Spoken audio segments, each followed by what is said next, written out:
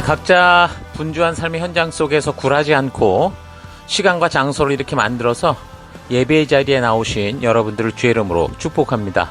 이 시간 오직 주만 바라보며 주의 부르심과 임재가 있는 예배로 나아가십시다. 먼저 우리가 찬양으로 주를 바라보면서 지난 주간 우리 각자가 살아왔던 삶을 되돌아보고 또 하나님께 감사할 것과 회개할 것들을 또 주께 아뢰면서 우리의 시선을 오직 우리를 부르신 그 주님께만 고정하며 바라보는 시간들 가지겠습니다. 찬양하며 기도하며 오직 주만 바라보겠습니다.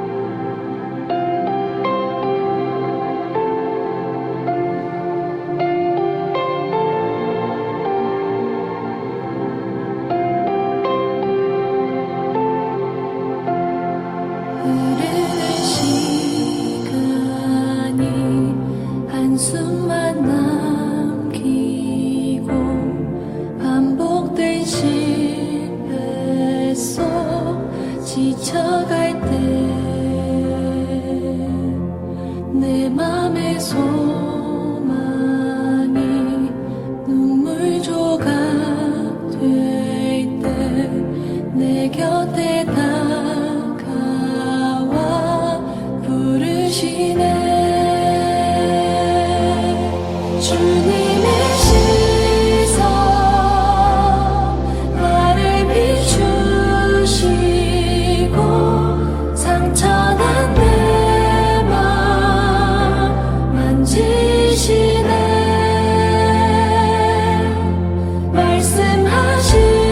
말씀하시고 회복해 하시네. 주의 사랑이 다시 살게 하시네. 흐르는 시간이 한숨만 남기고 반복된 실패 속 지쳐갈 때 내 맘의 소망이 눈물 조각 될 때 내 곁에 다가와 부르시네. 주님의 시선 나를 비추시고 상처난 내 맘 만지시네. 말씀하시고 회복해 하시네. 주의 사랑이 다시 살게 하시네. 주님의 시선 나를 비추시고 상처난 내 맘 만지시네. 말씀하시고 회복해 하시네. 주의 사랑이 다시 살게 하시네.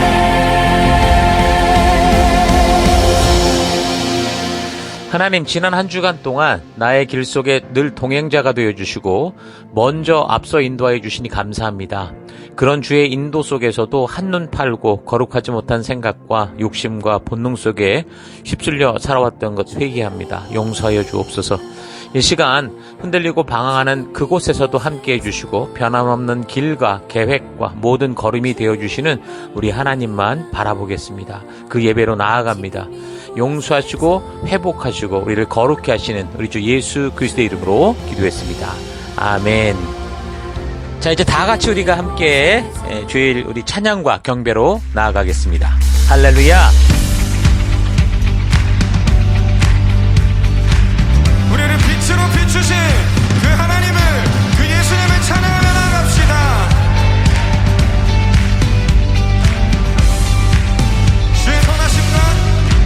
주의 선하심과 진실함을 담기 원해. 그의 빛으로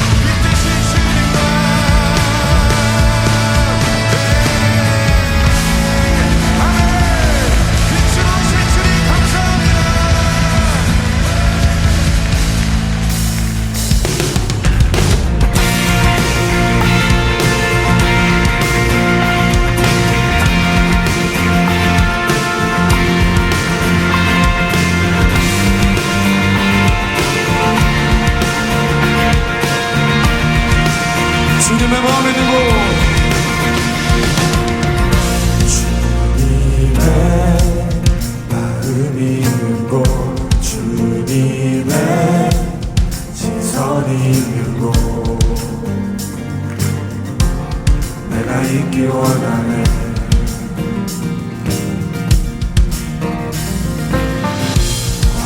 광야에 꽃을 피우시고 사막에 강물을 내시고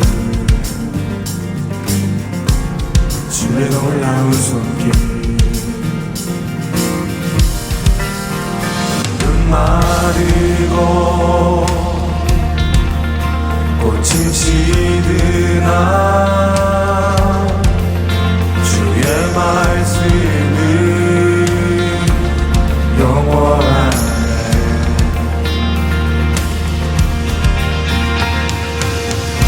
나의 마음 주의 성전이 되어 영원한 주의 말씀을 향해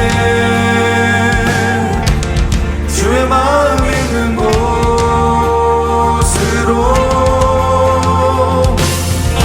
나의 삶 주의 말씀을 따라 이루신 주의 나라를 향해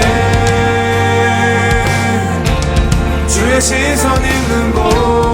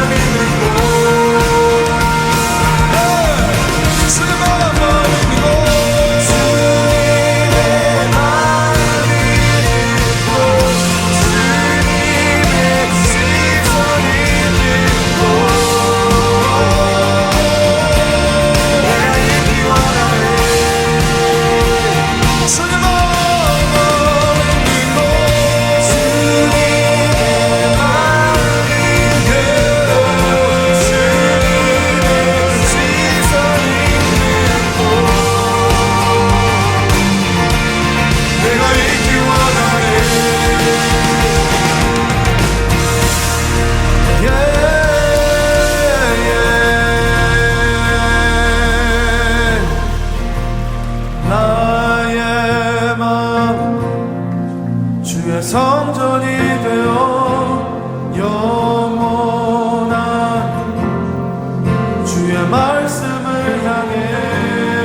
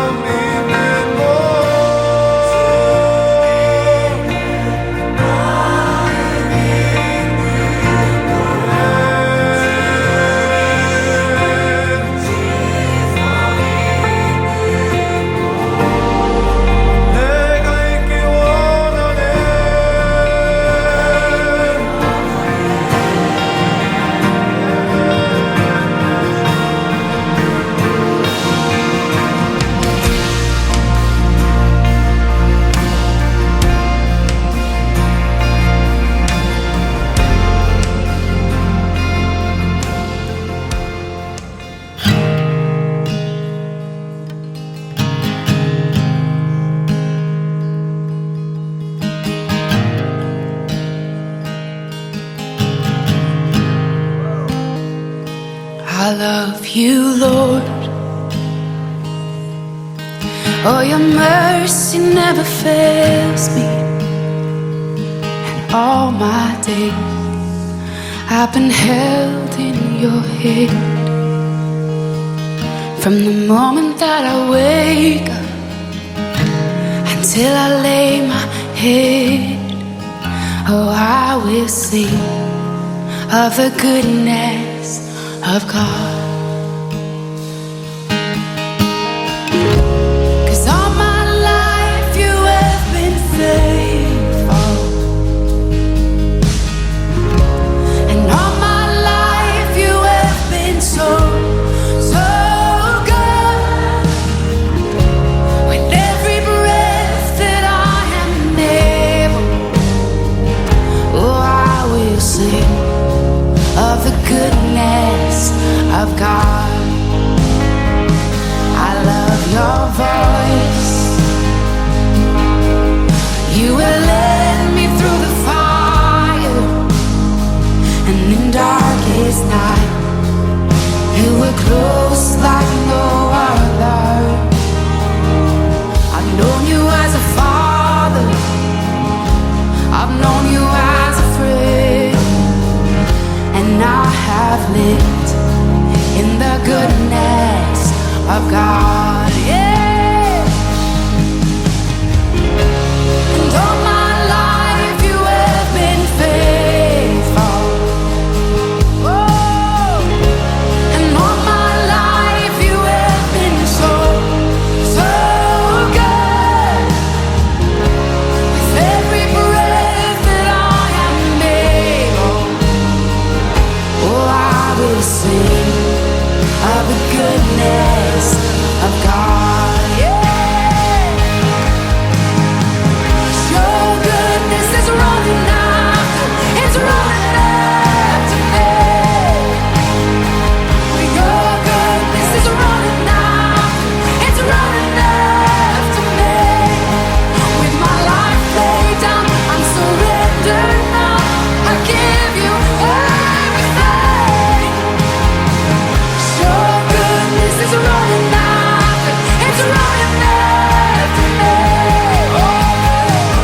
Your goodness is running after, it's running after me. Your goodness is running after, it's running after me. With my life laid down, I'm surrendered now. I give you everything. Your goodness is running, it keeps running after me.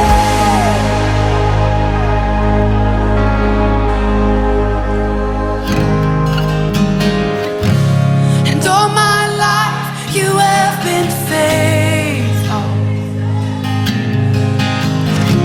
And all my life you have been so, so good. With every breath that I am able, oh, I'm gonna sing of the goodness of God. I'm gonna sing, I'm gonna sing. Oh, 'cause all my life you have been faithful. And all my life you have been so, so good. With every breath that I am able, oh, I'm gonna sing of the goodness of God. Oh, I'm gonna sing of the goodness of God.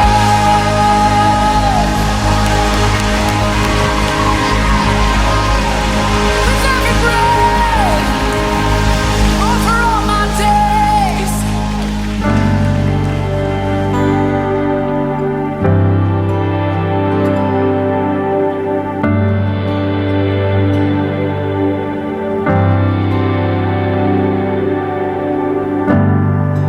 우리가 살고 있는 이 세상은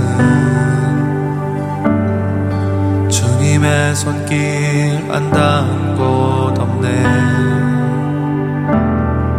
주님의 말씀을 갈망하는 우리에게 하늘의 비밀 알려주시네. 어둠 가운데 있던 이 세상에 빛으로 오신 하나님의 아들, 그의 말씀을 믿는 모든 이들에게 하늘의 영광 비춰주시네. 하나님 말씀으로 아버지 마음으로 나 달려갑니다.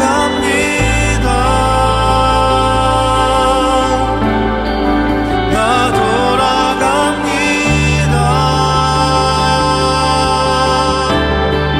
말씀이 육신되어 말씀이 내 삶 되어 주 나라 이곳에 주님 뜻 내 안에 이루소서.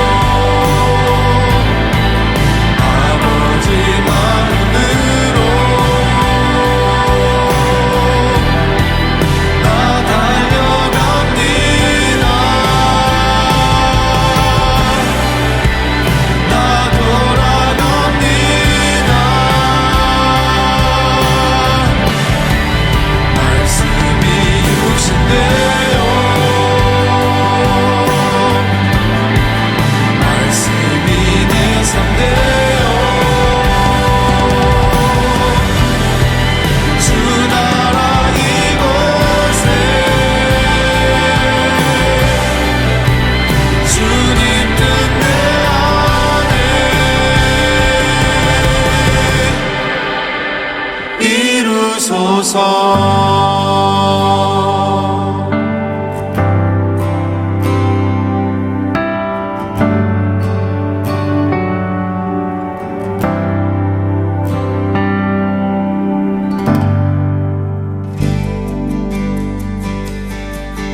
거룩하신 하나님, 주의 백성들이 주의 부르심 앞에 나옵니다. 지치고 상한 영혼들, 외롭고 곤고한 하루하루를 보내는 이들, 육신의 질병과 마음의 고통으로 지친 영혼들, 하나님 간절한 소망이 있는 영혼들을 위로하여 주시고 치료하여 주시고 거룩한 생명의 길로 인도하여 주옵소서. 각자의 예배 처소에서 주의 얼굴을 구하며 우리 주의 임재하심이 있는 예배로 서 있습니다. 우리의 예배를 받아주옵소서. 주의 거룩한 지성소에서 우리들을 오라 하실 때 예수의 피를 힘입어 겸손히 나아가는 우리가 되기 원합니다. 다 같이 사도신경을 고백하겠습니다. 나는 전능하신 아버지 하나님 천지의 창조주를 믿습니다. 나는 그의 유일하신 아들 우리 주 예수 그리스도를 믿습니다. 그는 성령으로 잉태되어 동정녀 마리아에게서 나시고 본디오 빌라도에게 고난을 받아 십자가에 못 박혀 죽으시고 장사된 지 사흘 만에 죽은 자 가운데서 다시 살아나셨으며 하늘에 오르시어 전능하신 아버지 하나님 우편에 앉아 계시다가 거기로부터 살아있는 자와 죽은 자를 심판하러 오십니다. 나는 성령을 믿으며 거룩한 교회와 성도의 교제와 죄를 용서받는 것과 몸의 부활과 영생을 믿습니다. 아멘. 하나님, 우리의 이 고백이 단지 입술의 고백이 아니라 예배 순서로서의 고백이 아니라 우리의 삶으로 드러나는 고백, 우리 삶의 향기가 되고 우리의 그리스도의 편지로서 드러나는 우리가 되기 원합니다. 오직 주만 바라봅니다. 예수님 이름으로 기도했습니다. 아멘. 우리 주변 분들과 같이 인사하십시다. 하나님께서 당신을 사랑하십니다. 아멘.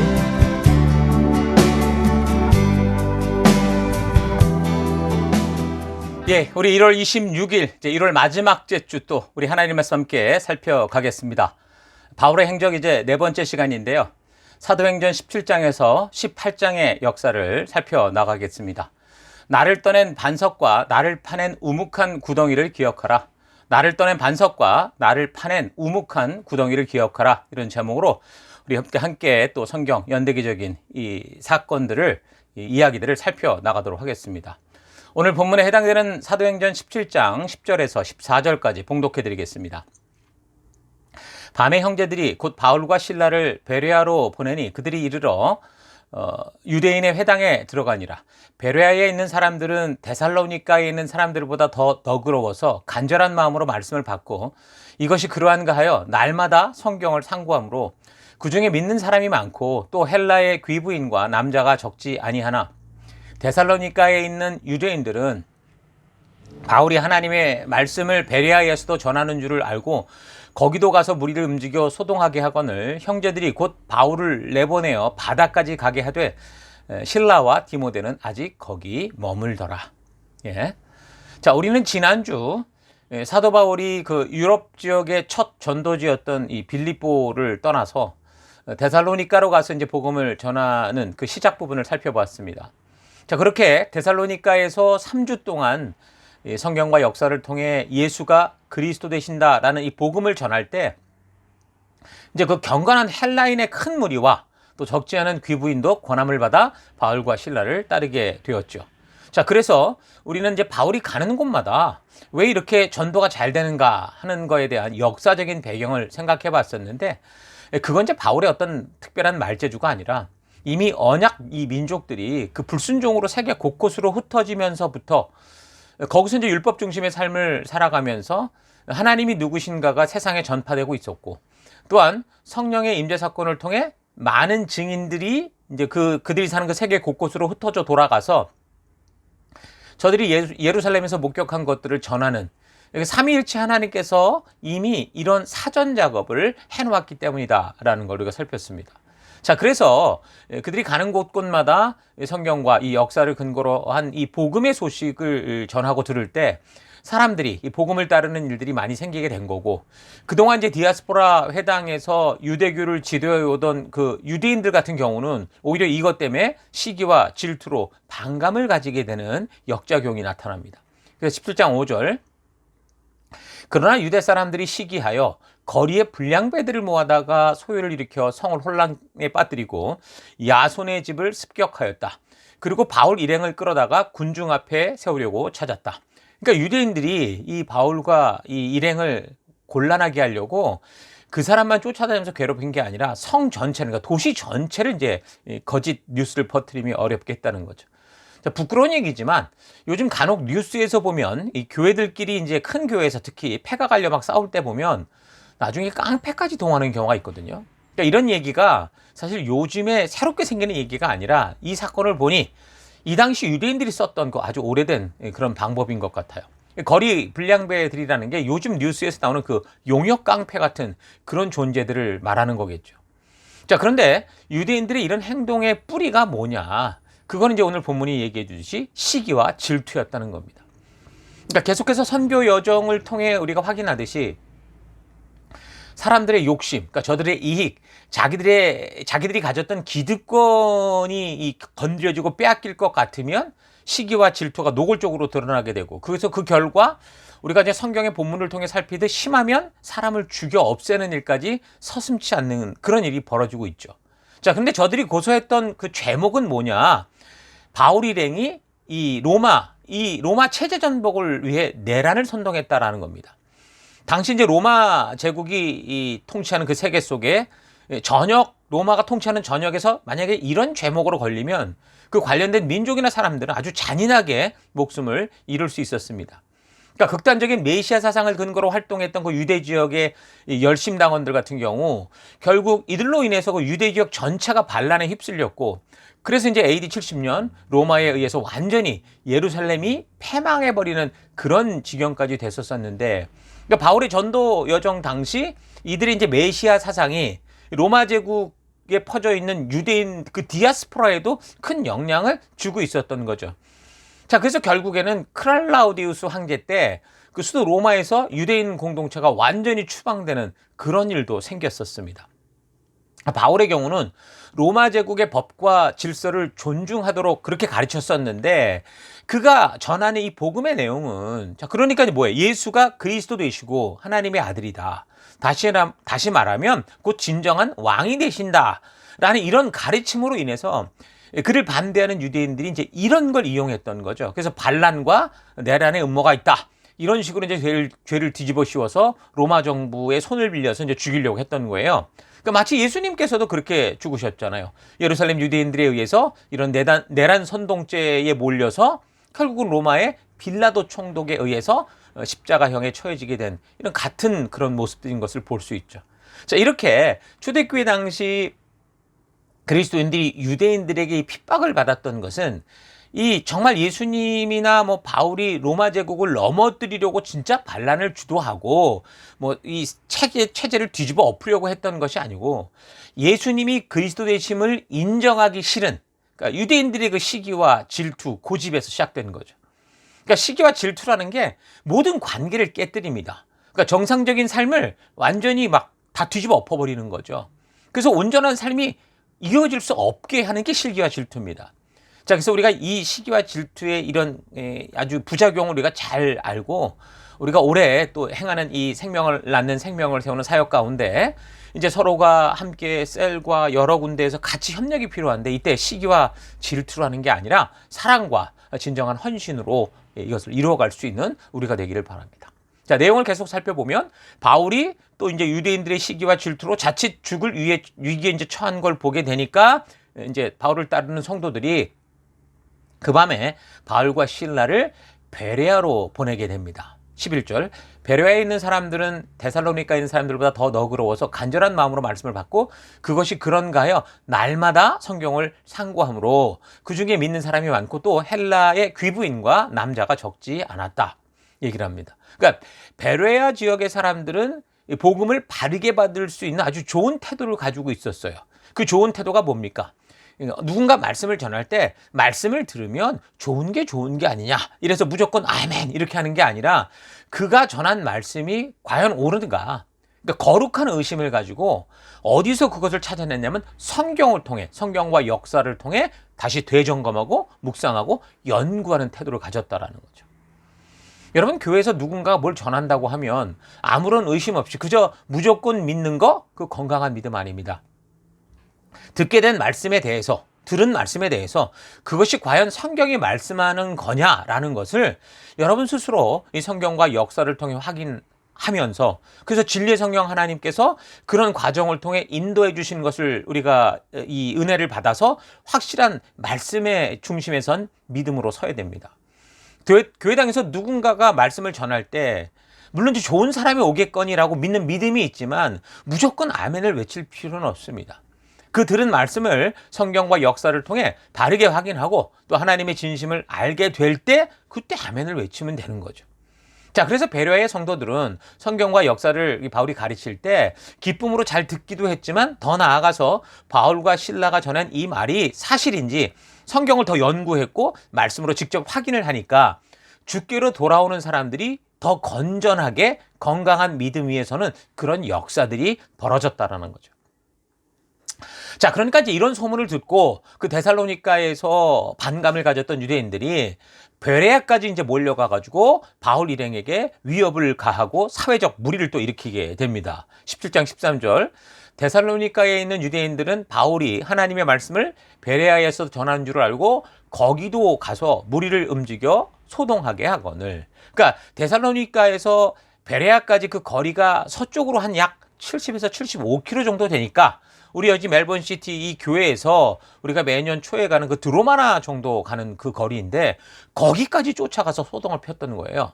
그러니까 지난주에도 이야기를 했지만 복음이 쉽게 전해질 거라고 생각지 말라는 거죠. 바울의 전도 행적, 그러니까 증인으로서의 그 전체 삶을 보면 이 바울을 환영하고 복음을 받아들이는 그런 일들보다 오히려 핍박과 박해를 넘어서 살해 위협까지 있었던 적이 많습니다.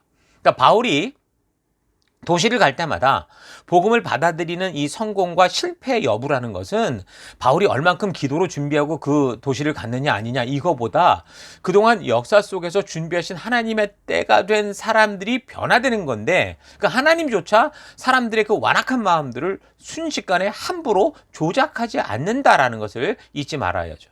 그래서 우리도 복음을 전할 때 또 셀에서 우리 지체들을 인도할 때 그들의 저항이나 박해나 조롱이나 비아냥거림에 대해서 그런 댓글에 대해서 우리가 주저앉지 말고 파수꾼의 역할을 꾸준히 감당해가는 우리가 돼야 된다라는 거 잊지 마시기 바랍니다. 자, 아무튼 유대인들이 깡패를 끌고 원정까지 와서 바울을 잡아 죽이려고 하니까 사람들이 또다시 바울을 피신시켜서 이번에는 아덴으로 보냅니다. 14절. 그때 신도들이 곧바로 바울을 보내서 바다까지 가게 했다. 그러나 실라와 디모데는 거기에 그대로 남아 있었다. 그러니까 바울은 직접 복음을 전하는 전파자였기 때문에 그 변론을 주도했기 때문에 저들의 주요 타깃이 됐지만 함께하는 실라나 디모데 같은 경우 바울보다는 좀 위험이 좀 적었기 때문에 복음이 잘 전달되던 이 베레아 그 도시에 더 체류하면서 이제 복음이 막 들어가기 시작한 그 지역 성도들에게 말씀의 바른 씨가 심어질 수 있는 그런 일을 하게 됐던 거죠. 15절.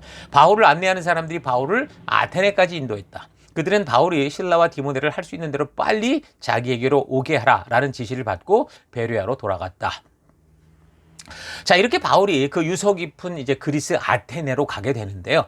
아테네에 가서 바울이 이제 이 도시에 대해서 굉장히 크게 실망한 것을 볼 수 있습니다. 그러니까 자기 나름대로 자기의 이 고향이었던 그 다소에서 그리스 헬라 철학을 공부할 때 저들의 학문을 배우면서 그 철학의 본고장이 아테네라고 할 수 있으니까 와 대단하다 싶었는데 와서 직접 보니까 철학은 무슨 완전히 미신 자기 논리로 가득 차 있는 그런 걸 보게 되는 거죠. 그러니까 유대인들에게 이 미신의 문제는 언제 해결됐습니까? 이방 우상 숭배에 깊이 빠져있던 그 남북 왕국의 시기가 다 끝나고 포로 시기가 되면서 더 이상 그 우상의 존재에 대해서 그 사람들의 불안한 심리에 의해 만들어진 그런 어떤 이런 이 사람들의 생각일 뿐 실질성이 없다라는 걸 알게 됐던 거죠. 그러니까 세계 강대국이 섬기는 우상이 그 나라에 힘을 주는 게 아니라 창조주 하나님 말씀대로 그 역사의 모든 것이 이루어지고 있고 그것은 이 우상이라는 것은 결국 그 정치와 이 권세를 잡으려는 사람들이 이용해 먹는 것을 알게 된 거예요. 저들이 그렇게도 부러워하고 숭배하던 그 우상의 나라, 그 강대국 바벨론에 잡혀가서야 이 사실을 비로소 알게 됐죠. 그래서 포로 시대 이후 우상이나 미신의 문제는 더 이상 그들에게 문제가 되지 않았습니다. 자, 그런데 이 철학의 본거지라고 할 수 있는 아테네에 대해서 아테네에 얼마나 별의별 신들이 많았는지 바울이 속으로 격분을 했다고 적고 있어요. 16절. 바울이 아테네에서 그들을 기다리고 있는 동안에 그는 온 도시가 우상으로 가득 차 있는 것을 보고 격분했다. 자, 격분했다라는 것은 뭐 화가 나고 짜증이 났다기보다 최고의 철학을 주장하던 저들이 그렇게 참된 길을 모르고 방황하는 것을 보면서 안타까움이 많았다라고 볼 수 있습니다. 그래서 17절 바울은 회당에서 유대 사람들과 이방 사람 예배자들과 더불어 토론을 벌였고 또한 광장에서 만나는 사람마다 날마다 토론했다. 그러니까 바울이 누구를 만나든지 전하고 토론했던 것은 뭐냐? 예수가 그리스도다라는 사실과 부활에 대한 것이었습니다. 18절 몇몇 에피쿠로스 철학자와 스토아 철학자도 바울과 논쟁했는데 그 가운데서 몇몇 사람은 이 말쟁이가 도대체 무슨 소리를 하려는 거야? 하고 말하는가 하면 또 몇몇 사람은 그는 외국 신들을 선전하는 사람인 것 같다라고 말하기도 했다. 그것은 바울이 예수를 전하고 부활을 전했기 때문이다. 이렇게 얘기를 하죠. 그러니까 우리가 살아있는 이 시대에는 복음 전파의 핵심이 지금 십자가라고 한다면 사도들과 바울이 전했던 복음의 핵심은 잘 보면 십자가보다 부활에 있었습니다. 예수님의 곧 오심, 그 당시 십자가에 못 박히는 죽음이라는 게 신명기 21장을 근거로 보면 그 저주받은 죽음이거든요. 그래서 바울은 고린도전서 1장에서 23절 우리는 그리스도를 전하되 십자가에 달리신 분이라고 전합니다. 그것은 유대 사람들에게는 꺼리끼는 그런 말이고 이방 사람에게는 어리석게 보이는 거다라고 말을 합니다. 자, 그러니까 예수가 그리스도다라는 전도를 하는 입장에서 그 예수가 누구냐고 물으니 십자가에 못 박혀 죽은 사람이다라고 하는 건 유대인이 볼 때 야 무슨 저주받은 자인데 무슨 메시아라고 할 수 있어 라는 그런 문제로 이게 불거질 수 있었다라는 거죠. 그러니까 유대인이 이것을 인정하지 못하고 그래서 제자들도 이제 혼란스러운 거예요. 성경에 그렇게 분명히 적혀 있으니까. 그래서 예수님의 약속을 믿던 제자들은 결국은 예수님의 죽으심과 부활과 성령의 임재를 통해서 그 저주의 죽음이라는 것이 우리를 위한 대속의 죽음이라는 걸 확실하게 알게 됐던 거죠. 그래서 저들은 예수가 다윗의 집에 기름 부은 왕이셨다라는 이 분명한 사실과 그리고 그 십자가의 죽음이라는 것이 바로 우리가 받을 저주를 대신 받은 대속이다라는 거고, 그래서 예수님이 하나님께서 약속하신 메시아가 되신다라는 이것과 그 예수님이 부활 승천하셔서 하나님 우편에 계신 만유의 주가 되셨다. 그리고 그분이 이제 곧 다시 오신다. 이 사실을 전했던 거죠. 그래서 예수님이 십자가에 죽으신 것을 숨기기보다는 밝히 알리면서 그러나 그가 그 저주의 죽음에서 부활하신 그 사실을 또 확실하게 부활을 증거함으로 예수가 그리스도다, 메시아다라는 것을 전하는 거죠. 자, 그러니까 그 당시 복음 전파의 핵심 메시지는 십자가보다는 죽은 자의 부활이라고 할 수 있었던 겁니다.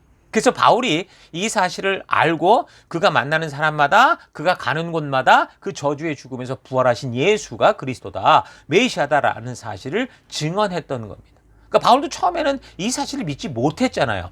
그래서 예수님이 직접 그를 찾아 만나 주셨던 거고요. 그래서 부활하신 예수를 바울이 그렇게 직접 만났을 때 그의 인생은 이제 교회를 핍박하는 박해자에서 온 세계 생명들을 하나님의 부르심으로 인도하는 증거자, 전도자, 그러니까 그리스도의 증인으로 완전히 바뀌었던 겁니다. 그래서 바울이 아테네에 있으면서 그 유대인의 회당이나 다른 토론장에서도 그렇게 그 죽음에서 부활하신 예수에 대한 것을 증거하고 변론을 했는데 19절을 보면 그들이 바울을 붙들어 아레오바고 법정으로 데리고 가서 당신이 말하는 이 새로운 교훈이 무엇인지 우리가 알 수 있겠소? 라고 물었죠. 그러니까 여기서 바울을 아레오바고라는 곳으로 데려갔다고 했는데 데려갔던 사람들이 누구냐면 에피큐리어스 학파의 이 사람들과 스토이즘 이런 이에 추종하는 사람들이었어요. 에피큐리어스의 학파는 향락주의, 쾌락주의 철학자들이었고 스토이즘 이 학파는 금욕주의 철학자들을 말하는데 저들이 주장하고 믿는 바가 지금 쾌락과 금욕, 완전히 상반되잖아요. 이 유명한 두 학파가 좀 삶을 이해하고 접근하는 방법은 어떻다라는, 완전히 상극이었다라는 거예요. 그래서 서로가 주장하는 게 아주 달랐는데, 그런데 이 철학자들은 서로 다른 각도에서 세상을 이해하는 반대파였지만 공통적인 건 새로운 얘기에 대해서는 다 관심이 많았던 것 같아요. 자, 그러니까 지금 이 사람들이 바울에게 뭘 좀 더 드리려고 하는 것은 복음을 드리려고 한 건 아니죠. 원래 아테네 사람들이 그래요. 그곳에 사는 외국인들 모두가 일을 하는 노예들이었었으니까, 전부 노예들이 일을 다 하니까 이 사람들은 늘 새로운 거 찾아서 이야기하고 듣고 토론하는 거, 이거를 이걸로 세월을 보내는 그런 분위기였기 때문에 바울이 전하는 복음도 그들이 이제 들어보지 못한 새로운 주장의 하나일 뿐이었죠. 근데 뭐라고 말하는지 잘 모르겠으니까 듣고자 했다, 그 말입니다. 그리고 이제 그들이 데려갔던 아레오바고라는 게 어디냐?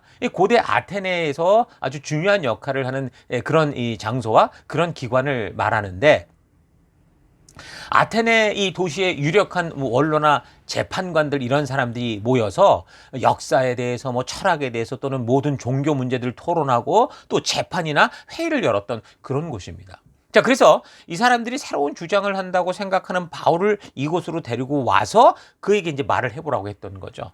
그래서 바울이 전하는 이 복음의 이야기가 사실상 저들이 보편적으로 인정하고 있는 저들의 지금 사회적 통념이 있잖아요. 철학 사상과 이게 완전히 달랐기 때문에 어떤 면에서는 새로운 사상과 이 주장을 가지고 사회를 혼란시킬 수 있을 거라는 것, 이것 좀 방지하는 차원에서 바울을 먼저 데리고 법정에 세워서 그가 말하고자 하는 핵심, 그래서 우리와 다신론 사회니까 얼마든지 받아들일 건 받아들일 수 있었던 거예요. 근데 그렇지 않은 건 조심하려고 하다 보니 이제 이런 식의 절차들을 그들이 가져갔던 겁니다. 자, 그렇다면 바울이 예수님의 죽음과 부활에 대한 이야기를 전할 때 그 전하는 방법에 있어서 자칫 저들이 믿고 있는 것을 뭐 무조건 틀렸다라고 전제하고 얘기를 시작해버리면, 또는 이제 저들이 믿어오고 있는 바를 막 비난하고 잘못 건드리면 어떻게 되겠습니까? 아무리 포용력을 가졌다고 해도 죄인으로 몰아서 돌로 쳐 죽일 수도 있었던 그런 아주 위급한 상황이긴 합니다.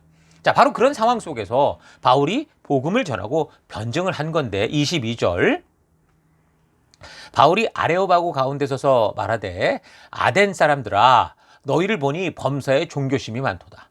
여기서 바울이 이 아테네 사람들에게 범사에 종교성이 많다라고 하는 건 칭찬이 아닙니다. 저들은 사유를 하며 철학을 한다고 하면서도 온 세계의 잡심들을 다 모아놓은 만신전까지 가지고 있었기 때문에 바울이 하는 말은 너희는 생각보다 정말 미신적이다, 이런 말인 거죠. 그래서 23절 내가 두루다니며 너희가 위하는 것들을 보다가 알지 못하는 신에게라고 새긴 단도 보았으니 그런즉 너희가 알지 못하고 위하는 그것을 내가 너희에게 알게 하리라.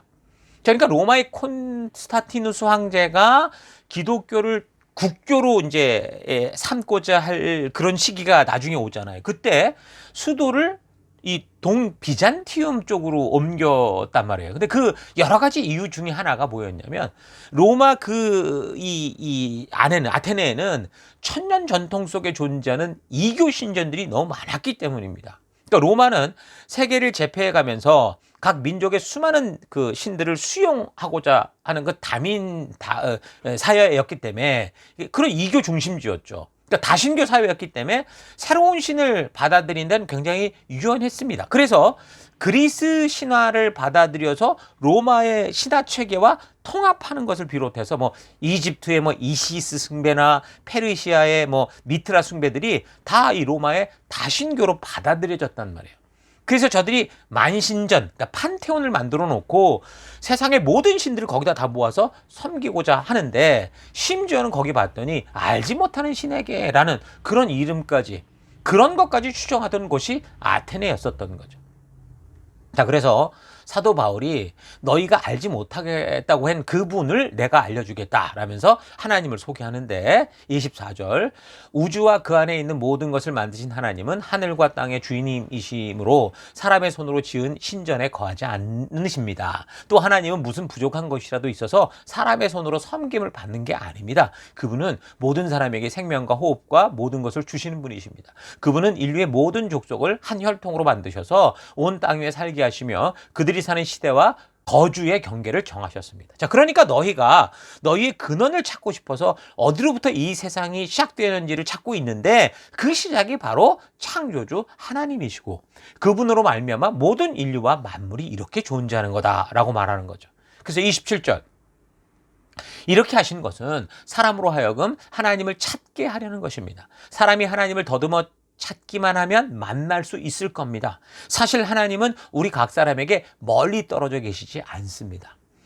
자, 이렇게 만물의 규칙을 정하시고 한 사람 아담으로부터 이 온 세계가 시작되게 하신 것은 너희가 이 세상의 만물을 보면서 왜 그럴까 생각하고 사유하고 그 원인을 시작을 찾아가다 보면 사유하다 보면 그러다 보면 그 시작이 결국에는 하나님께로 가게 될 수 있다. 창조주가 계시다라는 걸 알게 될 거다라는 거죠.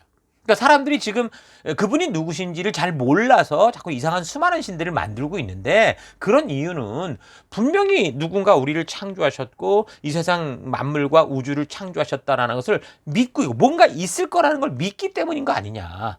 그래서 이제 바울이 바로 그분이 우리를 창조하신 하나님이시다라는 것을 이렇게 변증하며 설교를 한 겁니다. 자, 이런 하나님의 역사를 우상 숭배로 말미암아 그 흩어진 바벨탑 사건 이후 인류의 그 제2의 시작으로부터 번성한 인류가 어떻게 알겠습니까? 그래서 하나님은 당신의 살아계심을 증언하는 증인으로서 그 믿음으로 이제 삶을 시작해가던 믿음으로 살아가던 아브라함으로 시작되는 이 이스라엘 민족을 통해서 하나님이 그 이래오신 그 역사의 증인들이 되게 하신 거고요. 그 역사적인 사실들을 기록하게 하셔서 이들을 온 열방에 하나님의 살아계심을 알리는 제사장 나라로 삼아서 열방으로 보내시려고 했던 겁니다.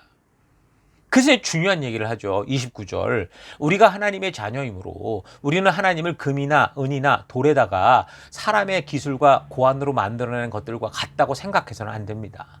하나님께서는 그 무지의 시대에는 그대로 지나치셨지만 이제는 어디에서나 모든 사람에게 회개하라라고 명하십니다. 자, 이제 하나님께서 언약을 따라 보내신 예수 그리스도 메시아가 이 땅에 오셔서 하나님의 그런 진심을 온 땅에 알리시고 십자가 죽음에서 부활하신 이 사실이 또한 그 예수님이 약속한 성령님이 우리 가운데 오셔서 직접 증인들을 통해 이 복음을 전파하는 이 시대로부터는 새 언약의 성취의 시대로부터는 하나님이 사람들이 하나님을 오해하고 자기 생각대로 막 짜맞추는 그 우상을 만드는 일들을 그대로 지나치지 않겠다라는 거죠. 분명하게 그것을 회개하라고 하셨고 너희를 창조한 그 하나님께로 돌아오라라고 명령하셨다라는 것을 바울이 전하는 겁니다. 오늘 이 시대에도 많은 사람들이 교회와 복음에 대해 긍정적으로 듣던 부정적으로 듣던 하나님께서 예수님을 보내셨다는 소식을 그분만이 구원의 길이라는 소식을 수많은 사람들이 듣고 있습니다.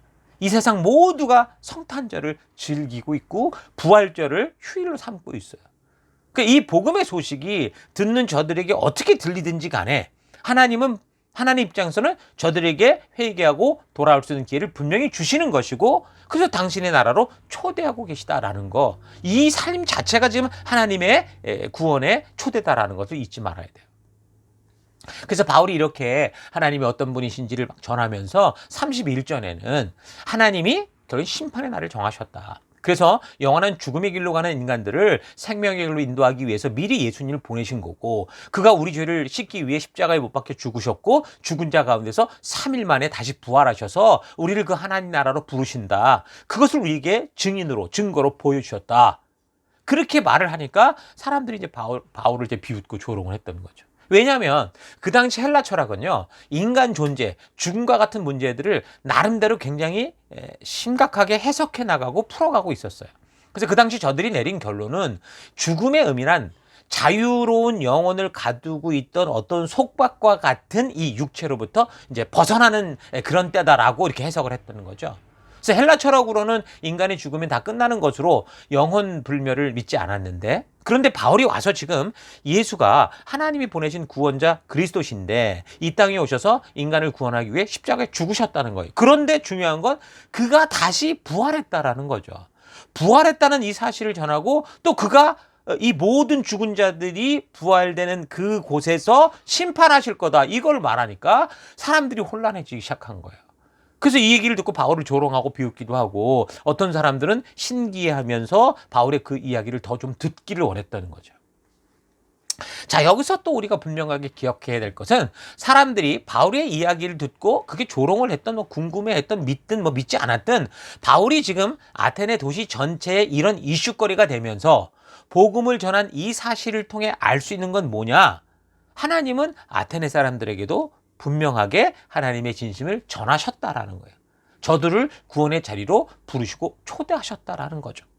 하나님은 이 세상에 태어나는 그 누구든 분명히 하나님 나라로 우리를 부르시고 초대하십니다. 그런 초대를 받은 사람들이 말씀을 듣고 하나님이 하신 일에 대해 알게 될 때 저들 스스로 믿음의 선택으로 들어오든 또는 불신으로 자기 길을 가든 그래서 결국 천국과 지옥의 길은 그렇게 갈라지게 된다라는 거죠. 자, 지금 이 바울이 아레오바고에서 전하는 이 상황은 하나님께서 이 세상에 한 영혼 한 영혼을 너무도 소중히 여기시기 때문에 이 어떤 철학의 중심지라고는 이 도시 전체가 바라보는 그 중요한 곳에 서게 하신 거고, 그래서 바울을 통해서 그 사람들에게 하나님 나라로 초대를 하신 건데, 지금 이 듣는 사람들이 자기들의 생각, 자기들의 지식, 자기들의 철학으로 가득 찬 그런 생각으로 결국은 보니까 복음을 받아들이지 않았어요. 자, 그러나 그 중에서도 몇몇 사람들은 그런 바울의 이야기를 듣고 또 바울을 가까이 하고 믿는 사람도 있더라는 거죠. 자, 그러니까 제가 지금 여기서 우리의 구원의 문제는 인간 스스로 선택하는 것에 달렸다라고 말하는 것 같지만, 결국 우리가 죄인 되었을 때에 우리를 먼저 사랑하여 구원의 자리로 초대하시는 그 하나님의 은혜, 하나님의 사랑이 먼저라는 거예요. 그래서 그런 하나님의 부르심을 듣고 초대를 받을 때 하나님이 주신 자유를 가지고, 자유의지를 가지고 하나님의 부르심 앞으로 스스로 선택하며 나아가 회개하고 천국 백성이 되든지, 아니면 하나님 말씀의 가치를 따라 살아가며 하나님 나라를 이루며 가든지, 아니면 그렇지 않든지, 그거는 그 개인의 선택에 달려있다라는 거 잊지 마십시오. 그래서 오늘날도 우리가 전도를 할 때 예수가 그리스도다라는 이 복음이 어떤 이들에게는 너무도 소중한 생명의 말씀이 돼서 구원의 소식이 되는 걸 볼 수 있는데, 또 어떤 사람들에게는 분명히 듣고 이해가 됐는데 조롱하고 믿어지지 않고 공격하는 걸 보죠. 이해는 됐어요. 근데 믿어지지 않는 거, 이런 걸 보면 정말 우리의 믿음은 하나님의 선물이다라는 걸 또 분명하게 알 수 있다라는 겁니다. 어찌됐든 서방 철학과 사상의 근원지였던 이 아테네 사회는 하나님이 부르시는 복음의 초대를 거절했기에 사도 바울이 이제 더 이상 전도를 할 수 없었던 거죠. 모두에게 선포한 거나 마찬가지니까. 자, 그래서 이제 그곳을 떠나서 그 옆에 동네 고린도로 가게 됩니다. 자, 그 열정으로 가득 탄 사도 바울도 이 아테네에서는 어떻게 해요? 복음이 전해지지 않으니까 고린도로 옮겨가게 된 겁니다.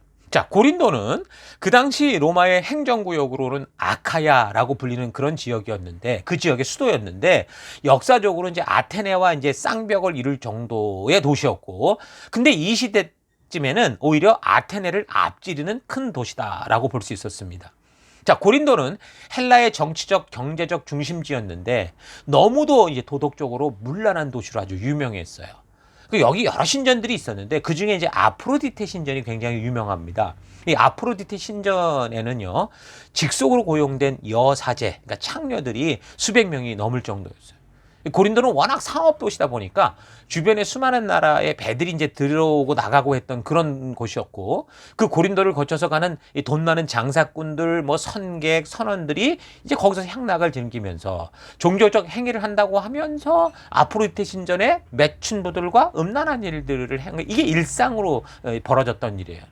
그래서 쉽게 말해서 오빠 고린도 스타일 이러면 아주 음란하고 행실이 아주 더러운 그런 정도를 의미할 그럴 정도의 그런 도시였습니다.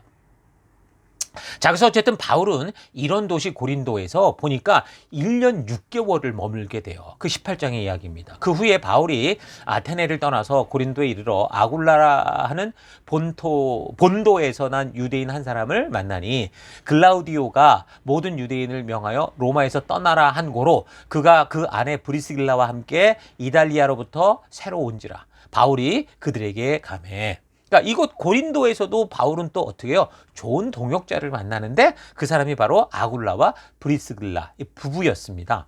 그러니까 전도인으로서, 증인으로서 순종의 자리로 꾸준히 나아갈 때, 사람들이 거부하고 온 도시가 거부해도 그 믿음의 길을 따라갈 때 주께서 주신 기회를 통해 만나는 사람들이 복음과 사명을 듣고 변화돼서, 그리고 성장해서 함께 사명에 협력하고 함께 한 꿈을 꾸며 평생을 함께할 동역자가 된다라는 거, 이거 참 축복 아닙니까? 그러니까 바울은 핍박과 박해 속에서도 그리스도의 증인으로서 순종의 사리에 그렇게 나아갈 때 디모데를 만났고 누가를 만났고 또 자주장사 루디아 필리포에서 만났고 또 필리포 감옥의 간수도 만났잖아요. 또 여기 너무도 음란한 도시 고린도였지만 그 순결한 영혼과 사명을 가진 또 아굴라와 브리스길라 이 부부를 만나서 이제 평생 동역자가 되는 그 축복을 또 누리게 됩니다. 자, 이 아굴라라는 사람은 본도에서 난 유대인이다라고 말하는데 지도를 보면 흑해 남단, 그러니까 터키 땅으로 보면 중북부 지역이 폰투스 지역입니다. 그러니까 성경에서 이걸 번역할 때 그 음력을 본도라고 하는 바람에 잘못 이게 지도 없이 보면 무슨 섬인 줄 알고 있는데 그렇지 않습니다.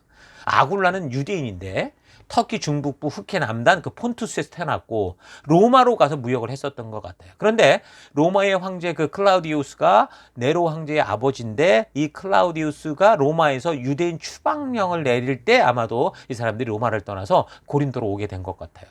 AD 49년경 이 클라우디우스 황제 집권 당시 로마에 거주했던 유대인들이 한 5만 명 정도, 4, 5만 명 됐다고 기록되어 있습니다. 자, 그런데 유대인들이 두 파로 갈라져서 다퉜다는 거예요. 폭동이 일어날 정도로 사회적 공공질서를 위태롭게 하면서 그래서 이제 클라우디우스 황제가 두 부류의 유대인 모두를 로마에서 추방시켜버린 거죠. 유대인들이 두 파로 나뉘어 싸운 그 이유에 대해서 아마도 전통적인 유대인들과 기독교로 개종한 유대인들 간의 갈등이 있었을 것이다라고 봅니다. 이런 추측이 가능한 거는 그 발견된 고대 비문 중에 나사렛 비문이라는 게 있는데 이건 로마 황제의 칙령이 적혀 있는 비문입니다. 그 내용이 뭐 무덤과 묘실에 관한 로마의 법 이렇게 나와 있어요. 그러니까 글씨체 등을 볼 때 BC 1세기에서 AD 1세기 사이에 기록되는 것으로 추정이 되고 그래서 정확히 어떤 황제 시대인지는 알 수 없지만 몇몇 연구자들은 여러 가지 상황을 근거로 볼 때 아마도 클라우디우스 황제가 유대 총독에게 보낸 명령으로 무덤을 훼손하거나 시체를 손상하는 그런 행위를 엄격하게 금한다라는 그런 내용으로 보는 거죠. 그 당시 유대인들은 이미 우리가 살핀 것처럼 율법을 중심으로 하는 저들의 삶의 습관으로 저들이 살아가는 뿔뿔이 흩어진 그 도시에 그 유력한 사람들이 함께 저들과 이렇게 또 하나 됐고 그래서 저들의 지지를 받기도 했는데 그래서 대표적으로 로마나 뭐 알렉산드리아 같은 도시에서 비교적 자유를 누리면서 특히 이제 신앙과 관습 유지에 이제 거의 애로가 없었던 거죠. 자, 그러던 것이 성령 임재 사건으로 예수가 그리스도다라는 사실이 확증되면서 오순절에 그것을 직접 경험하고 돌아간 사람들에게 그런 소식을 듣게 된 유대인 이 디아스포라였었는데 지금 바울 일행이 가는 곳마다 그 복음의 소식을 상세하게 성경과 역사를 통해 전하게 되면서 그것을 믿는 자와 자 그렇지 않은 자들의 이 이제 두 파로 이제 완전히 갈라서게 되는 걸 볼 수 있습니다. 그러니까 이런 분열은 유대인 공동체뿐만이 아니라 그 유대인 공동체와 함께 하던 그 이방 로마인이나 헬라인들도 그 소식을 듣고 믿음과 불신으로 서로 이제 갈등과 충돌이 일어나게 됐던 거죠. 유대파는 유대파로 갈 거고 또 기독교를 믿는 사람도 그쪽과 연결이 돼 있으니 그렇게 아마 서로의 생각이 달랐던 것 같아요. 그러니까 지금 우리가 살피듯이 바울이 유대인들의 폭력과 협박을 피해 빌립보에서 데살로니카에서 베레아로 또 거기서 아테네로 도망칠 수밖에 없는 이제 그런 대립 현상들이 이제 노골적으로 로마 이 도시 안에서도 벌어졌던 거죠. 자, 그러니까 이런 복음으로 인한 충돌은 바울이 전도했기 때문에 벌어진 일이 아니고 이미 성령의 임재 사건을 보고 그 예루살렘 오순절 날 그리고 이제 각자의 삶의 토로 돌아간 사람들이 저들이 본 것을 믿고 증거하고 말해줄 때부터 이제 아마 이제 점점점 이런 이 두 부류로 갈라졌던 것으로 보여요. 다시 말해서 이런 전도의 일들은 뭐예요? 바울이 아닌 삼위일체 하나님께서 직접 주도하고 계셨던 것이고 먼저 그래서 세계 곳곳에 복음의 씨를 뿌려놓으셨고 기경을 하셨던 거죠. 그래서 바울이 아직 가지 않은 로마에서도 이런 심각한 상황이 그래서 벌어졌던 겁니다.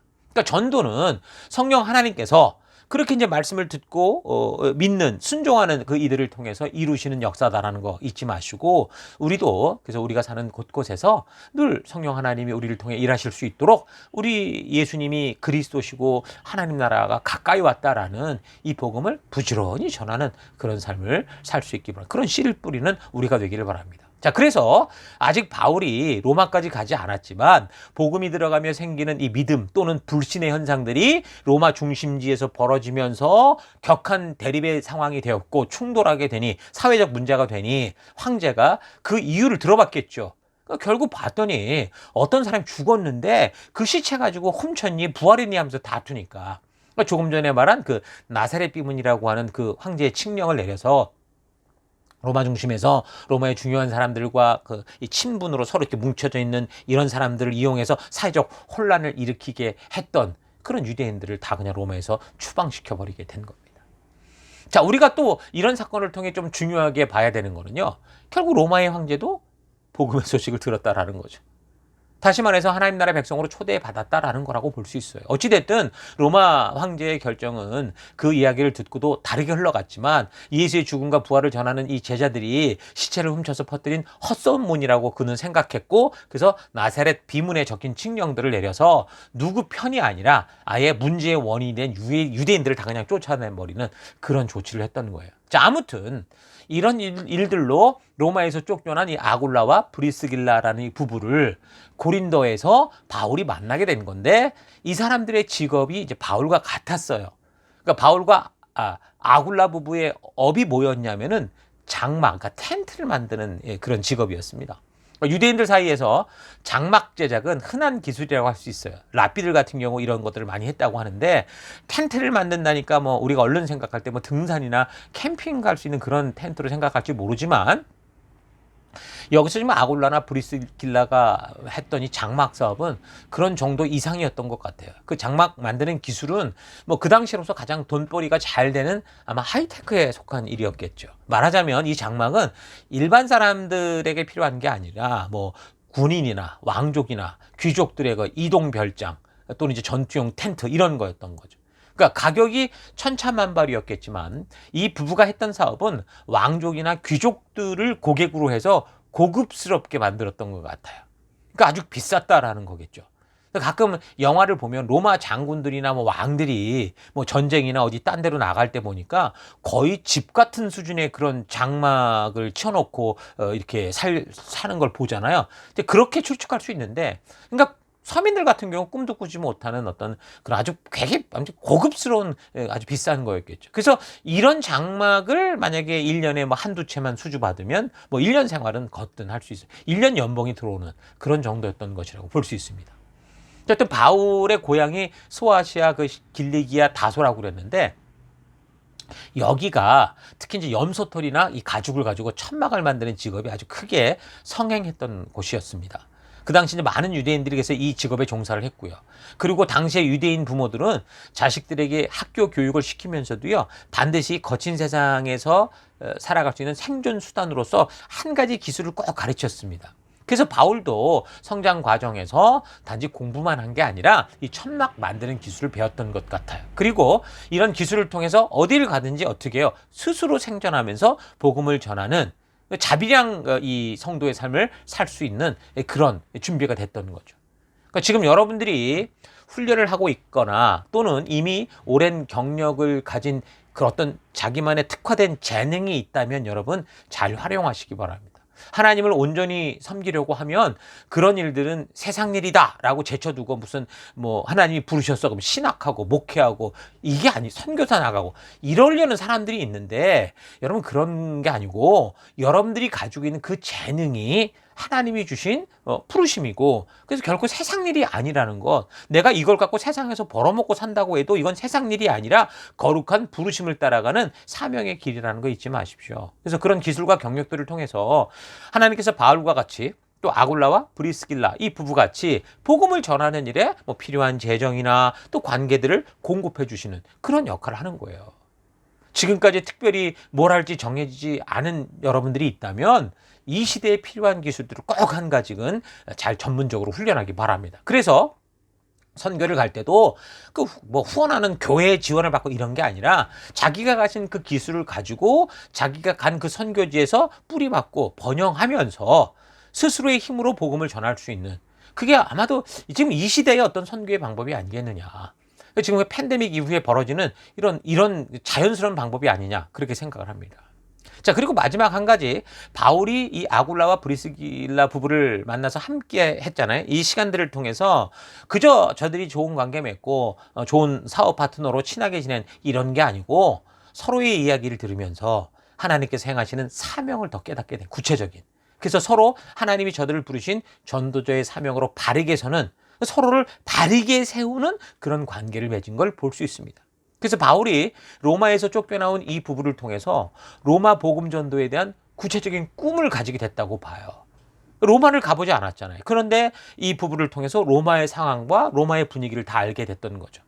또한 이 부부는 바울이 고린도 교회를 떠나게 될 때도 계속 고린도에 남아서 고린도 교회를 세워갔었는데, 나중에 이제 여기에 아볼로라는 전도자도 와요. 이 사람에게 심지어 바른 복음의 그런 이 처음과 끝을 또 알려주기도 하고, 그리고 나중에는 이 바울의 부탁을 받고 이 고린도에서 에베소 쪽으로 넘어와서 에베소 교회를 섬기는 그런 일도 함께 섬기는 그 동역자가 됩니다. 자, 늘 반복해서 말하지만 우리가 교회와 셀 안에서 예수의 이름으로 지체들을 만날 때, 그래서 단지 서로 좋은 게 아니냐 이런 관계에 머무는 게 아니라 함께 모여서 하나님의 뜻이 우리를 통해 이 땅에 이루어지게 하는, 하나님의 나라가 이루어질 수 있도록 하는, 교회가 서게 하는, 그 말씀의 가치대로 살아가는 그런 바른 관계를 맺어가는 우리가 될 수 있기를 바랍니다. 자, 오늘 우리가 여기까지 살피는데 잠시 좀 정리를 해보면요. 먼저 데살로니가의 예를 볼 때 복음을 전하는 데 있어서 방해가 되는 것은 그 내용이 아니라 시기와 질투, 욕심, 기득권을 빼앗긴 이런 것으로 인해 발생한다라는 거 잊지 마시고, 복음과 말씀을 여러분 자꾸 가감시키지 말고 그 자체를 그대로 전하는 여러분이 될 수 있기를 바랍니다. 또한 베레아 지역의 성도들을 볼 때 말씀을 들으면 무조건 아멘, 이게 중요한 게 아니라 거룩한 의심을 가지고 성경과 역사를 통해 이게 하나님의 진정한 뜻인가를 잘 분별하고자 하는 그런 바른 성도의 태도를 또한 가질 수 있기를 바랍니다. 또 철학과 사유의 출발지와 중심지라고 할 수 있는 이 아테네의 역사를 통해 볼 때 모든 사람들은 자신의 존재의 시작과 어디로 가는지를 간절히 알기 원하고 있는 이 세상의 현실을 우리에게 말해주고 있다는 거 잊지 마시고요. 그 답이 되는 하나님이 보여주신 이 말씀과 역사를 그들에게 전하는 우리가 될 수 있기를 바랍니다. 그 듣는 바를 믿든지 안 믿든지 그것보다 중요한 것은 우리가 그렇게 하나님의 초대를 우리 주변의 모든 사람들에게 외치고 전하느냐라는 사실이라는 거 잊지 마십시오. 그리고 고린도라는 도시는 무역으로 인해서 이제 경제적으로 풍요로운 곳이었지만 가장 음란한 도시의 대명사였는데, 바울은 그곳에서 물질과 향락, 음란의 문화에 휩쓸린 게 아니라, 중독된 게 아니라 오히려 평생을 함께 하나님이 주신 사명에 도전할 수 있는 동역자 아굴라, 브리스길라 같은 사람을 만나게 되고, 또 그들과 사명에 집중하면서 바른 관계를 세워 더욱 큰 증인된 삶의 꿈을 꿨다라는 거 잊지 마시고, 우리도 물질과 향락, 음란이 보편화되어 있는 오늘 우리 이 시대 속에서 다른 게 아니라 하나님의 부르심 믿고 그 길을 믿음으로 묵묵히 걷는 그런 이 빛과 같은 동역자들을 만나서 또 저들을 소중히 여기면서 서로를 섬기면서 하나님이 함께 우리를 부르신 그 사명의 길을 함께 걷는 바른 관계를 세워가는 여러분이 될 수 있기를 바랍니다. 자, 우리 다음 주 계속해서 이 고린도 지역, 아까 1년 반 정도 있었다고 했는데, 이 고린도 지역에서 벌어지는 그 사명들, 그 사역들, 그 역사들을 또 살펴가도록 하겠습니다.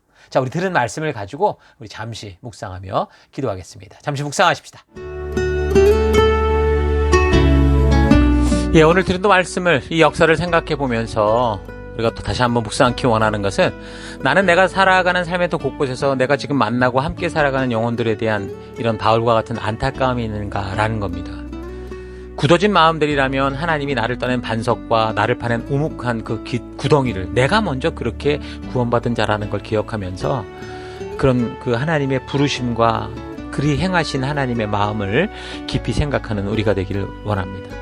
그래서 이런 저들의 그 진정한 영혼의 필요를 잘 기억하면서, 그래서 우리 주변에 방황하는 이 영혼들을 향한 이 하나님의 아버지의 안타까운 마음으로 우리가 보냄을 받고 살아가는 곳곳에서 만나는 모든 이들에게 이 하나님의 진정한 마음과 이 뜻을 전하는 천국을 알리는, 회개하라 천국이 가까웠다 외치는 우리가 될 수 있기를 바랍니다. 이 세상은 정말 그 참된 빛을 비추는 사람을 만나기 원하죠. 그래서 우리가 어떤 상황, 어떤 환경을 만나게 된다고 해도 그 도시와 사회의 문화와 유행을 따라 휩쓸리는 게 아니라 바울이 가는 곳마다 그 음란한 도시 고린도에서조차 거룩한 사명의 사람들을 만나고 거룩한 사명의 일을 이루며 그 어두운 곳에 빛된 교회를 세우듯이 우리가 그러니까 우리가 함께 지금 셀로 만나서 2025년 사역을 해갈 텐데 우리의 만남이 정말 드림팀이 되는, 하나님이 꿈꾸시는 드림팀이 되는 우리가 될 수 있도록 그렇게 결단하는 시간들 되기를 바랍니다. 자, 그 결단의 마음을 가지고 또 들은 말씀을 생각하며 잠시 기도하기 원하는 것은 첫째, 하나님께서 먼저 우리를 사랑하사 영원한 죽음으로 가는 우리를 불쌍히 여겨주시고 당신의 아들 예수 그리스도까지 보내어 우리를 참된 영생의 길로 부르시고 인도해 주셨는데 그 귀한 사랑을 알리는 자로 부름받았음에도 늘 나는 나의 만족과 유익을 위해 살아왔던 것 회개합니다. 기도하시고요. 두 번째, 하나님, 사도 바울이 가졌던 영혼들을 향한 그 안타까운 마음, 우리 주님의 마음을 나도 가지기 원합니다. 하나님이 사랑하는 그 영혼들을 사랑하는 마음 회복하여 주옵소서. 기도하시고 마지막 세 번째, 하나님, 오늘 이 시대의 삶이 마치 고린도를 닮았고 소돔과 고모라를 닮았지만 그곳에서 함께 휩쓸리는 인생이 아니라 바울과 같이 거룩하게 부름받아 구별된 백성들을 분별해낼 수 있고 그들과 함께 하나 될 수 있고 그래서 하나님 나라를 이루는 그런 백성으로의 삶을 살기를 원합니다. 우리 다 같이 함께 기도하겠습니다. 기도하십시다.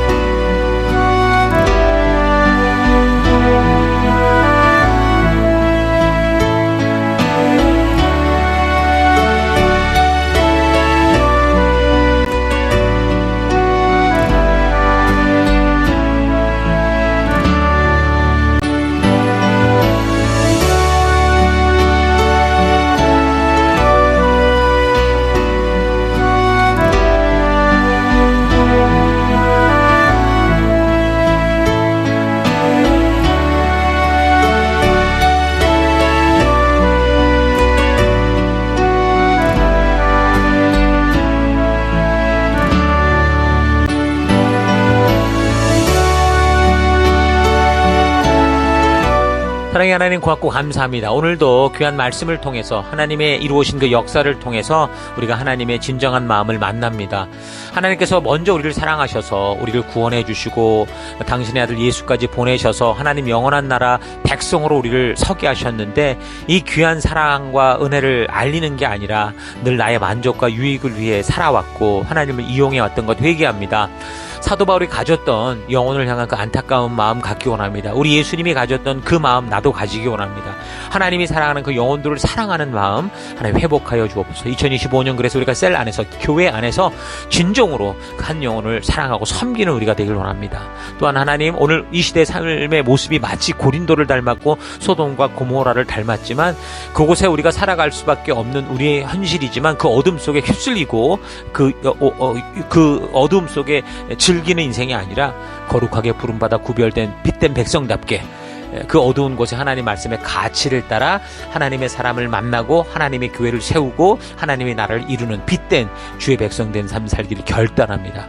그걸 인도하시고 이끌어 주옵소서. 내가 먼저 그렇게 구원받은 하나님 그런 흔적이 있는 나를 떠낸 반석과 나를 파낸 우묵한 그 구덩이를 기억하며 부르신 빛된 길로 걷는 그런 한 주 되기를 또 감사드리고 예수님 이름으로 기도했습니다. 아멘.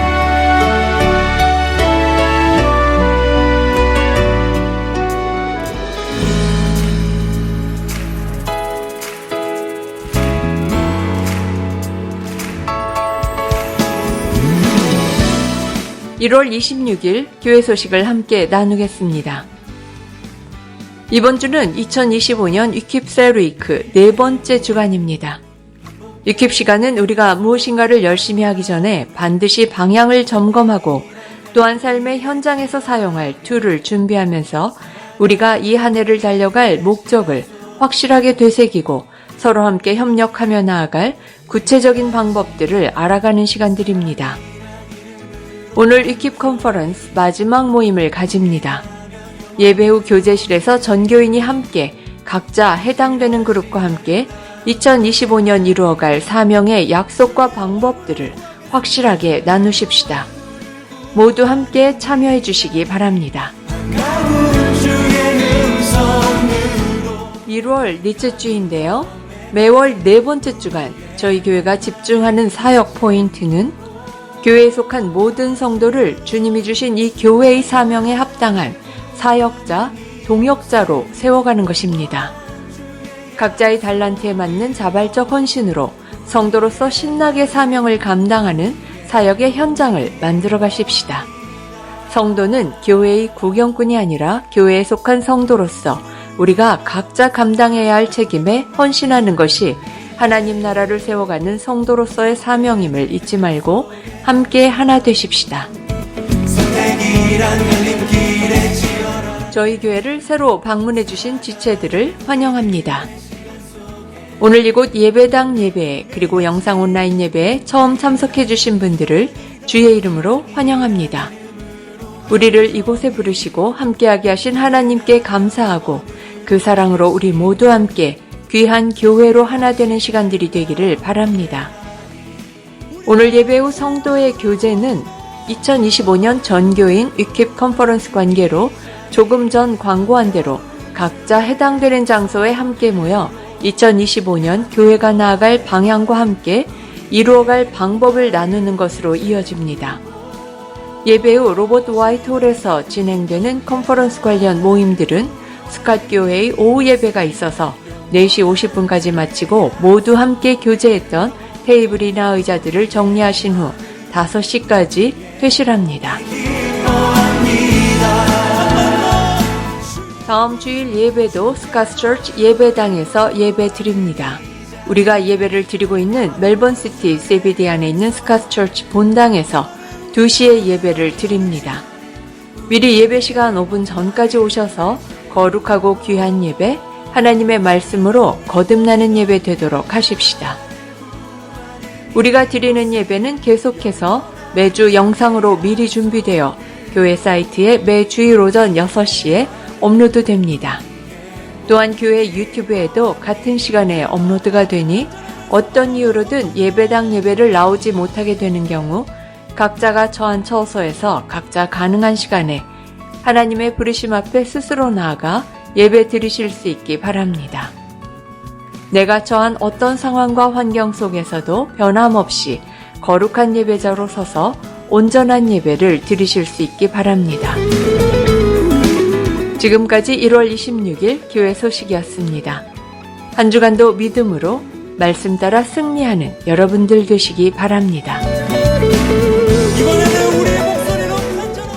하나님 말씀. 계속해서 우리 함께 교회가 존재하는 목적을 외치고 축도로 예배를 마치겠습니다. 2025년 사람을 세우는 교회임을 잊지 않고 살아가는 교회 되기. 그 사명을 감당할 때 사랑을 가지고 사명을 이루는 교회 되기. 하나님이 주신 방향을 잃지 않고 열심을 다하는 교회 되기. 사명을 위해 구별하신 열방의 제사장 나라 거룩한 교회 되기. 어떤 상황과 환경 속에서도 하나님의 말씀대로 용기 있게 순종하는 교회 되기. 아멘. 자, 이런 부르심 잊지 마시고 이제 각자 번외받은 삶의 터 곳곳으로 돌아가서 그 어둠 속에 이런 빛된 하나님의 자녀답게 이 세상의 풍요와 화려함에 속지 말고 부르신 사명 따라 거룩한 빛과 소금으로 승리하는 거룩한 하나님 나라를 이루는 한 주 되시기를 축원합니다. 다 같이 기도하겠습니다. 이제는 우리 주 예수 그리스도의 은혜와 하나님의 그 크신 사랑하심과 성령님의 감화, 감동, 위로, 축복, 충만하심이 오늘 말씀을 통해 세상이 어둡기에 우리를 이 땅에 빛으로 보내신 하나님의 마음을 다시 깨닫고 내가 살아가는 곳이 어둡다 탓하는 게 아니라 어둡기에 그곳을 밝히 비추는 그리스도의 빛이 되어 내가 살아가는 삶의 터를 하나님 나라로 이루어갈 것을 결단하는 모든 백성들 머리 위에 이제로부터 영원토록 함께 하실지어다. 아멘. 하나님 말씀에